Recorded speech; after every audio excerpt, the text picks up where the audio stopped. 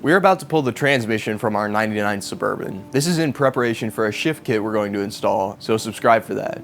But the first thing we need to do to get started is to back the Suburban up the driveway.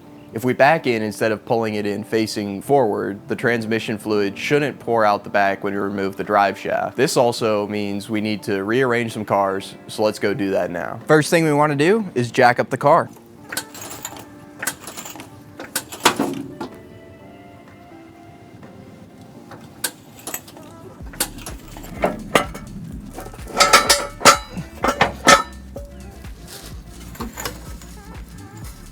All right, we got the car up on jack stands, so now we're going to go ahead and pull the drive shaft. It'll probably be the first thing. First thing we need to do to remove the drive shaft are remove these 4 7/16 bolts. When we first removed the drive shaft, all of these bolts were rounded off, and we used this screw extractor, and that worked super well, and we got those out. These ones are super tight, so a neat little trick is if you've got a second wrench to slip it over the end this way, and then you can get a little extra force, and usually that'll break them free. There's our first bracket, and the second one. Now we should be able to slide the whole drive shaft forward into the transmission and remove it from this yoke.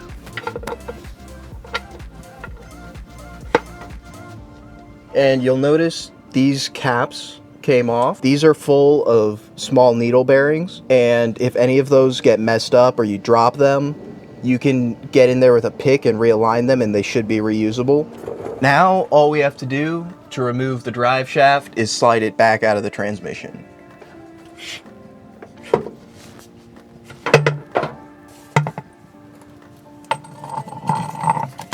Next, we're going to remove this whole assembly.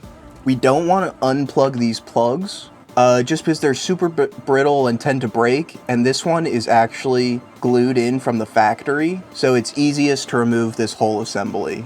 So to do that, we're going to take a flathead screwdriver and pop off the shift linkage, and we're going to remove this 10mm bolt and another 10mm bolt in between these two connectors.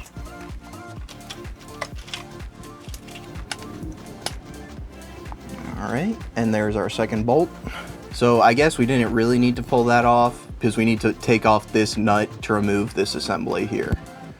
So.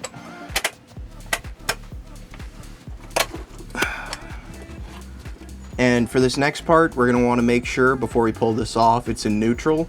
So we'll go all the way forward, that's park, reverse, neutral. And then we can go ahead and slide that off, and this whole panel comes off. So we're gonna remove our transmission cooling lines next, which are these two.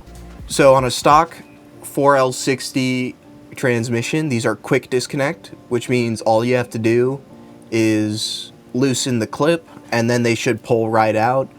We swapped ours to AN fittings when we had the transmission out last time, and we're gonna go ahead and disconnect those.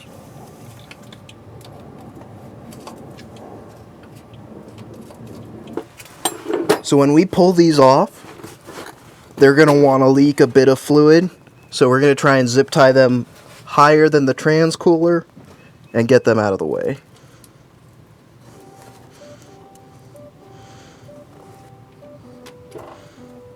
Now that we've got these lines out of the way, we're going to take off the starter, which are these two bolts right here. If you want to see us install this particular starter and shim it, we have a video on that you can check out.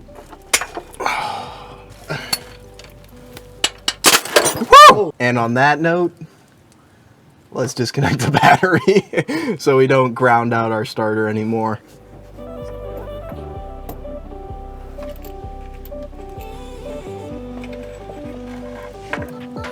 Next, we're going to disconnect this vehicle speed sensor. And we've got to undo this other large connector here, like so. Next, we're going to take off the trans support brace, which is this big, long metal piece here. We have a 5/8 inch nut holding the transmission on, so we're going to take that off. And then we have 4 18 mil nuts holding on this bracket. So we're gonna go ahead and pull those off. And these are actually not just bolts. So it's a nut and bolt combo. So we've got our 18 mil wrench and we're gonna put that on the other side to hold the nut. And so we've got those out.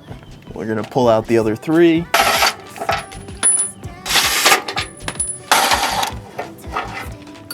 At this point, we're going to go grab the trans jack and jack the transmission up so we can slide this whole brace backwards and pull the transmission out. So we're gonna jack that up just enough that this bushing pushes up out of this support bracket. You could do this with a jack as well, but we have this transmission jack and that makes things a lot easier. This was maybe $100 at Harbor Freight and it works great. Okay, I think we're clear there. So we're gonna attempt to slide this back. Nice.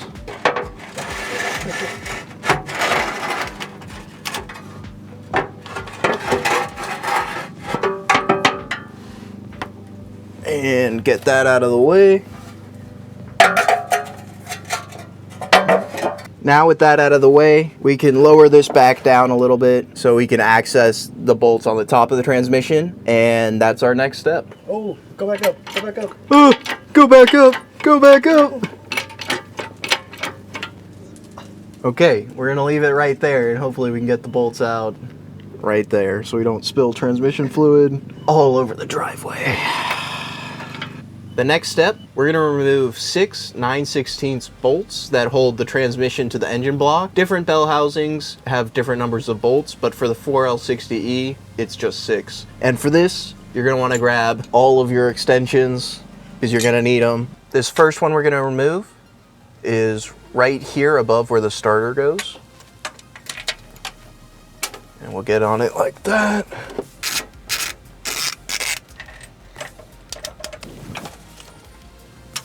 Oh, I lost it.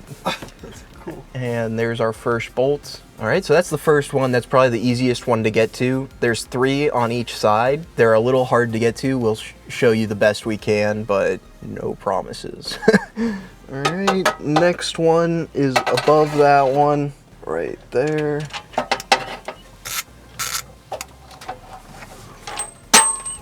Oh, we got that second one out. All right, and we've got another one at the top here behind all these wires.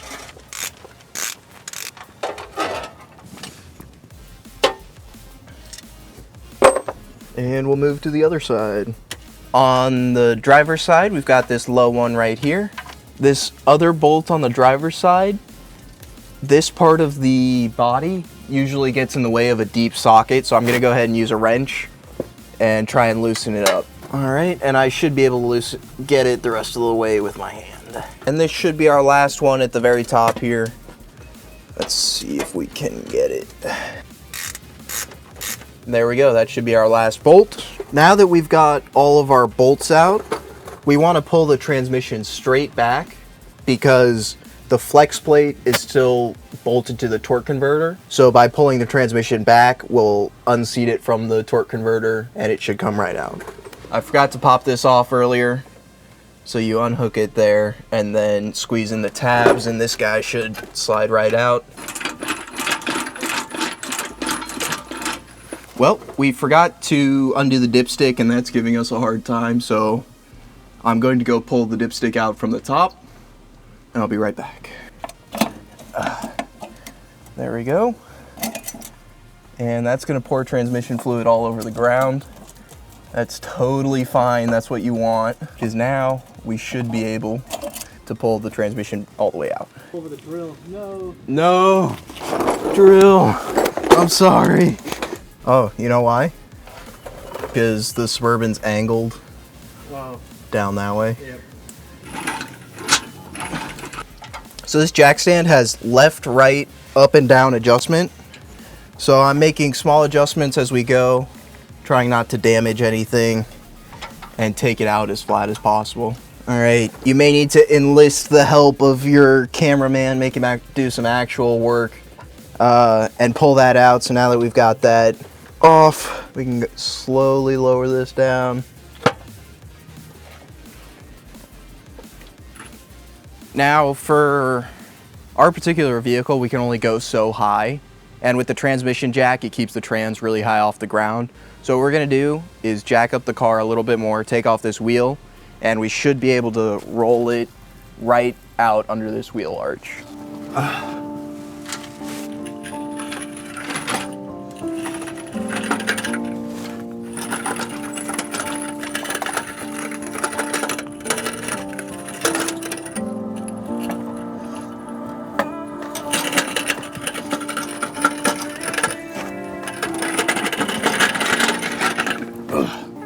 Typically, the torque converter would stay bolted to the flex plate and would not come out with the transmission.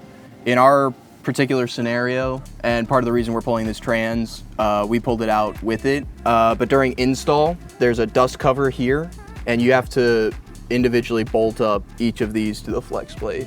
But other than that, transmission is now out, and we've got some cool videos coming, so stay tuned. Well, that's it for this video, guys. If it was helpful, like the video. If you want to subscribe for more, and we'll catch you on the next one.